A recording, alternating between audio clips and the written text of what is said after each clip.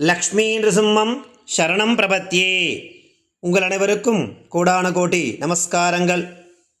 இன்றைய தினம் தினமொரு நரசிம்மர் ஸ்லோகம் என்ற பகுதியில் இன்றைய தினத்திற்கான ஸ்லோகம். இந்த ஸ்லோகத்தினை நாம் தொடர்ந்து கூறி வந்தால் தீய சக்திகள், எதிரிகள் மற்றும் பயம் அகலும், மன அமைதியும் தைரியமும் செல்வ வளமும் பெருகும் என்பதற்காக இந்த ஸ்லோகம். மகாசிம்மம் மகாரூபம் திருஷ்ட்வா சம்க்ஷுபிதம் ஜகத் சர்வதேவ கணைः சார்த்தம் தத்ராகத்ய பிதாமஹः.